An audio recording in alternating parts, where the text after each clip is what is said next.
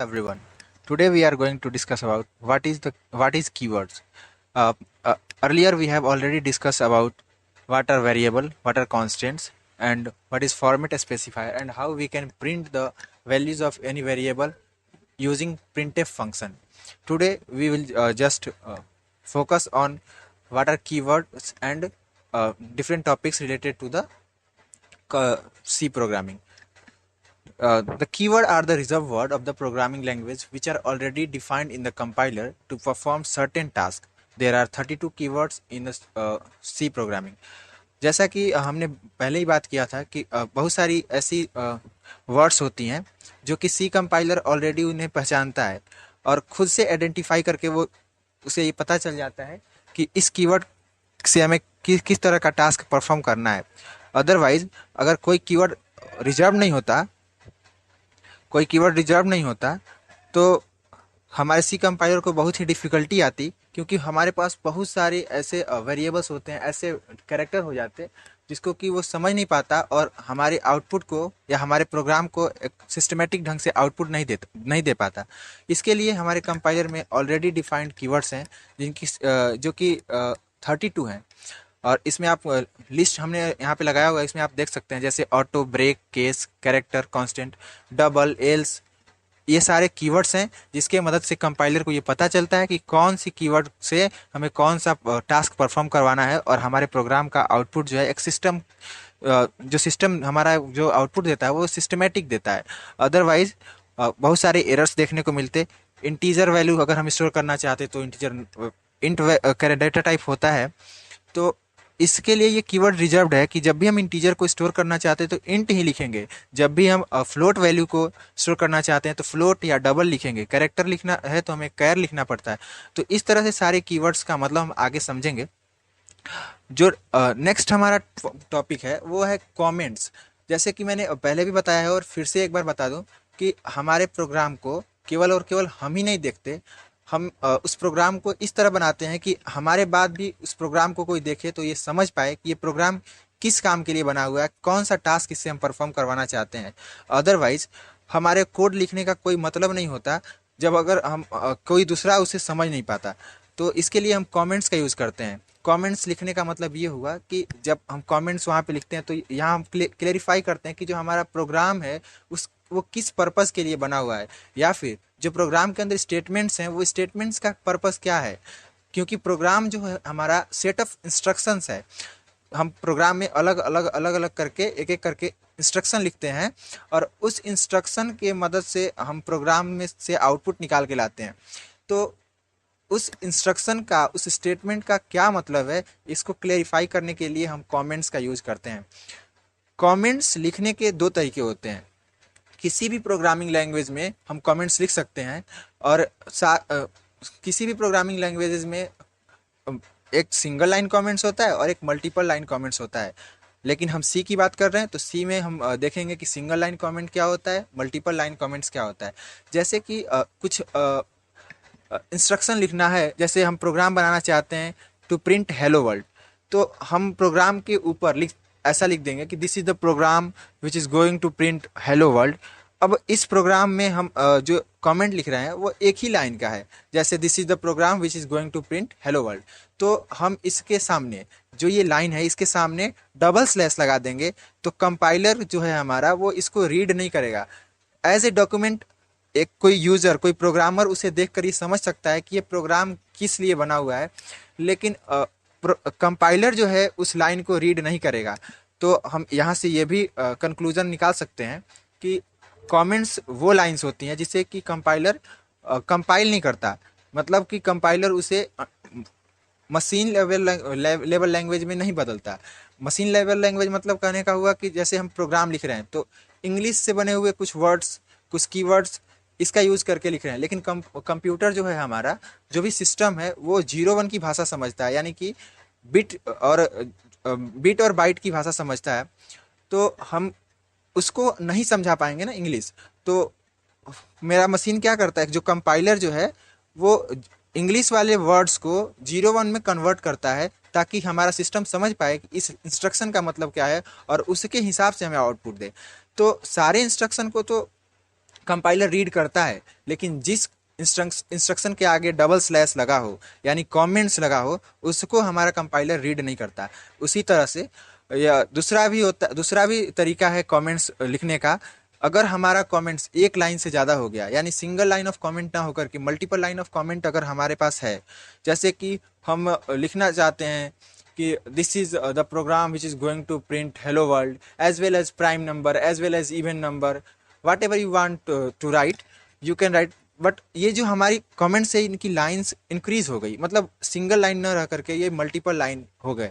अब ये multiple line लिखने का अब हमारे पास कोई ऐसा ऑप्शन होना चाहिए जिससे कि हमें बार बार डबल स्लैश ना लगाना पड़े। तो इसके लिए हमारे पास एक ऑप्शन है कि हम सारे जितने लाइंस को कमेंट बनाना चाहते हैं उस लाइन के पहले हम स्लैश स्टार और उस लाइन के बाद में स्टार स्लैश लिख दें, तो वो इन दो स्पेशल कैरेक्टर यानी जो हमारा स्लैश स्टार और स्टार स्लैश है इसके बीच में आने वाले सारे लाइन कमेंट बन जाते हैं और इसे कंपाइलर रीड नहीं करता, कंपाइल नहीं करता।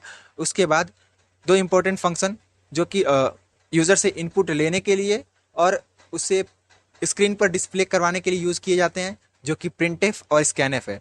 प्रिंटफ फंक्शन जो है उसके थ्रू हम अपने सिस्टम के स्क्रीन पर आउटपुट को प्रिंट करवाते हैं, और जो स्कैनफ है वो हमारे यूज़र के द्वारा जो कीबोर्ड में जितने सारे बटन है उसको हम प्रेस करेंगे तो कुछ ना कुछ इनपुट जाएगा, उस इनपुट को वो स्क्रीन से रीड करके और प्रोग्राम में देता है और प्रोग्राम उसे यूटिलाइज करके फिर उसको आउटपुट के फॉर्म में हमें डिस्प्ले करवाता है।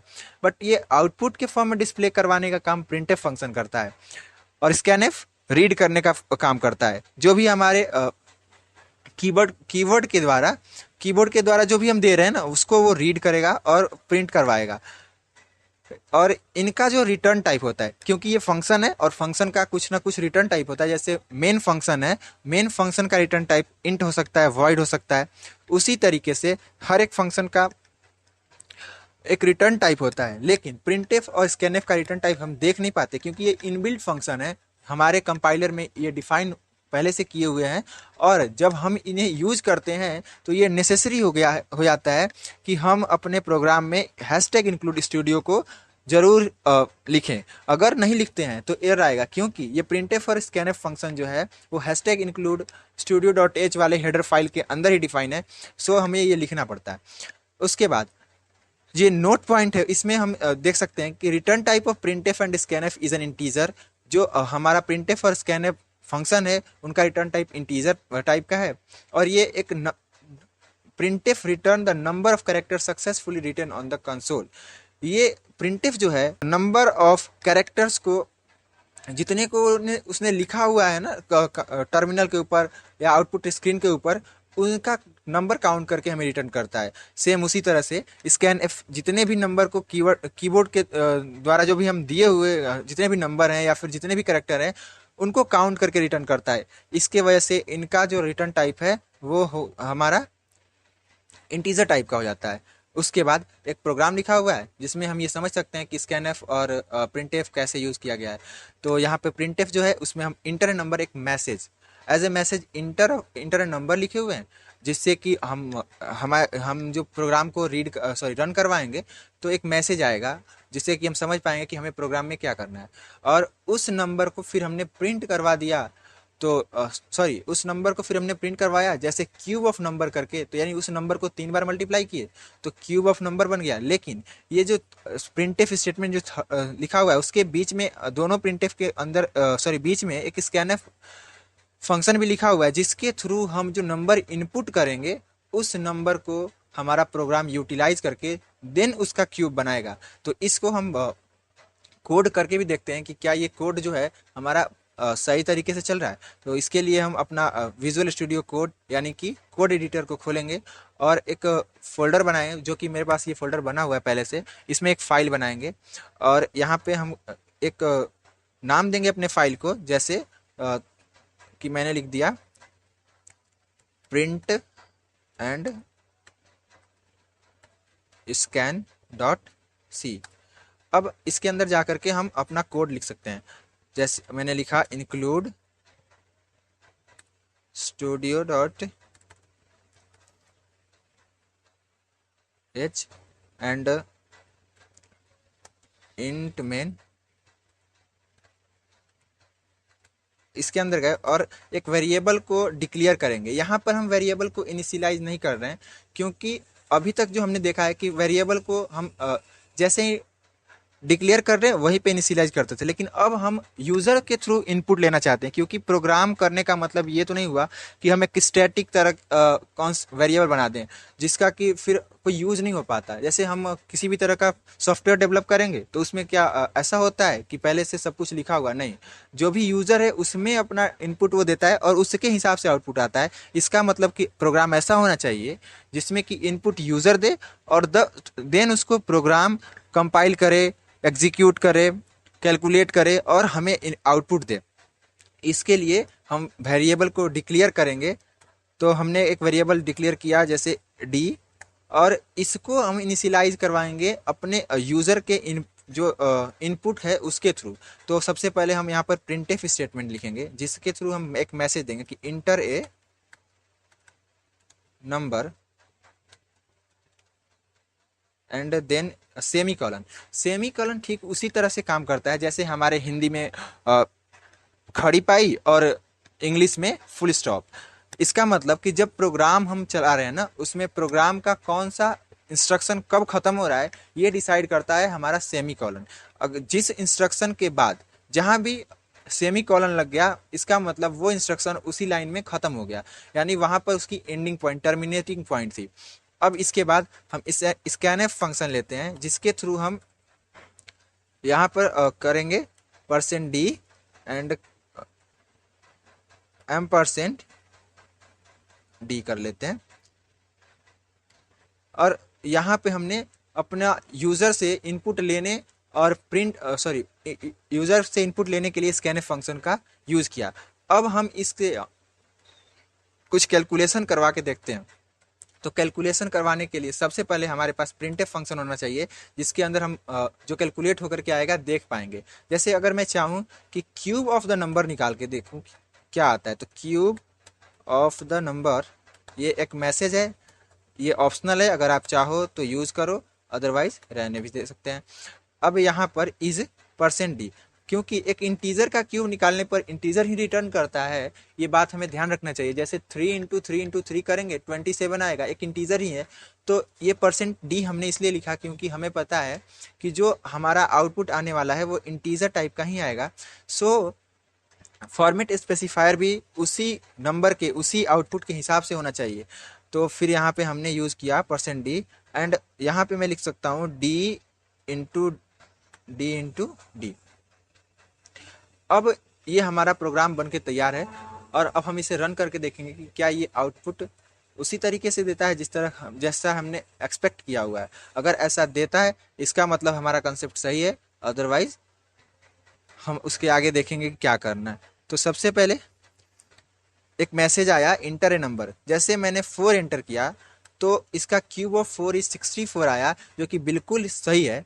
इसका मतलब कि जो भी हमारे इंस्ट्रक्शन है वो ठीक चल रहे थे, जो भी हमारा कंपाइलेशन हुआ है, यानी कि conversion of high level language into machine level language भी सही है। कंपाइलेशन का मतलब यही होता है कि जो ये लैंग्वेज है जैसे इंक्लूड, स्टूडियो, ये सारी चीज़ें इंग्लिश में लिखी हुई है, ये एक हाई लेवल लैंग्वेज है और हमारा सिस्टम हाई लेवल लैंग्वेज नहीं समझ सकता, इसलिए मशीन लेवल लैंग्वेज में इसे हम कन्वर्ट करते हैं तो कंपाइलेशन होता है। और इस कंपाइलेशन के थ्रू हमें पता चलता है कि हमारे प्रोग्राम का आउटपुट क्या आएगा। तो ठीक है, जिस तरह से हमने एक्सपेक्ट किया था उस तरह का हमें आउटपुट मिला और ये प्रोग्राम बिल्कुल सही है।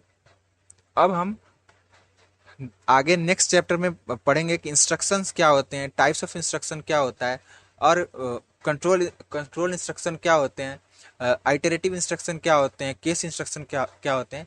तब तक के लिए आप और भी आगे इसमें एक्सप्लोर कीजिए, सीखिए, और अगर कोई डाउट होता है तो कमेंट सेक्शन में आप ड्रॉप कर सकते हैं। Till then goodbye. अब आपको अगर मेरा कंटेंट अच्छा लग रहा हो तो आप मेरे चैनल को लाइक, शेयर और सब्सक्राइब जरूर कर सकते हैं। Thank you.